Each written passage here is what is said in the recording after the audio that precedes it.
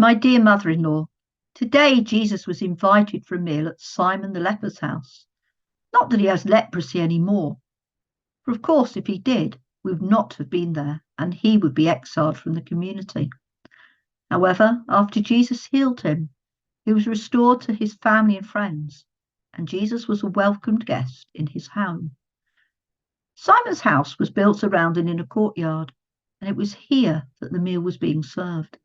The guests reclining Roman style on couches, leaning on their left arms, their legs stretched out behind them. The rest of us were allowed to mingle in the courtyard to see and hear what was going on. They were not long into the meal when this woman came forward. She had a small alabaster flask hung on a cord around her neck, something I know is common among Jewish women, and usually contains expensive perfume. She came forward towards Jesus, one hand gripping the flask, as though going to do something with it. Then it happened. She must have broken the neck of the flask because she was suddenly pouring the perfume over Jesus' head. The smell of the ointment flooded the atmosphere. It filled the house and even permeated our clothes, something I'm very aware of as I write this. I was shocked. What did she think she was doing, pouring perfume over Jesus in this way? I could hear the murmurs of those around me, commenting on the waste it was. 300 denarii, a year's wages.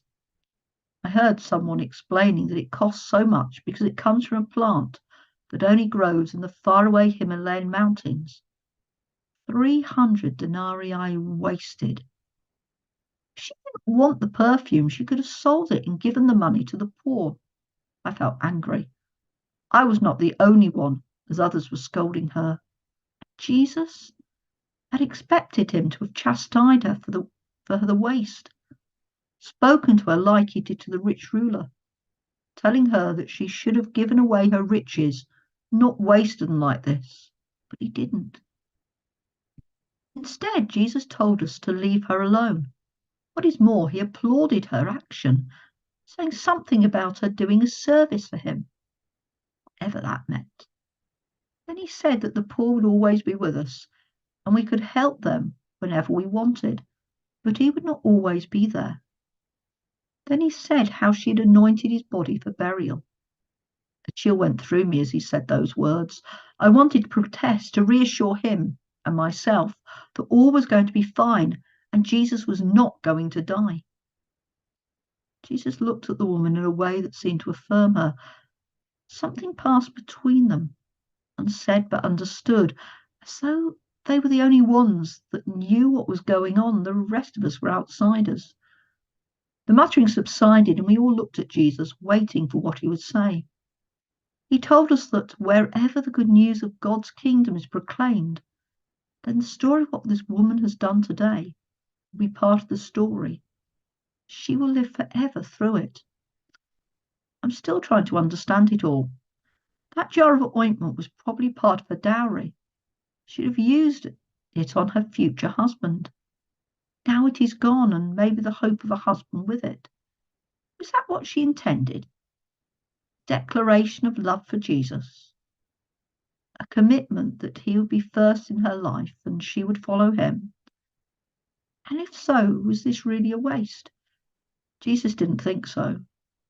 Maybe when we give to Jesus what is precious to us, it is accepted by Jesus for what it really means and transformed into part of the story of God's kingdom.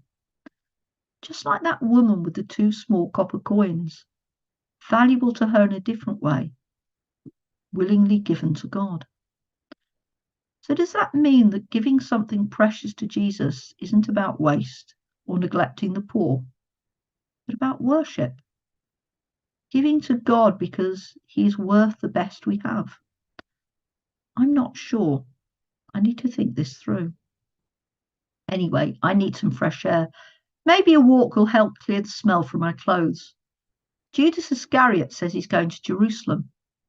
He seems really fed up that Jesus doesn't seem to be doing anything. There's something about Judas I don't feel comfortable with, so I think I will go the other way. Write to you soon. All the best, Peter.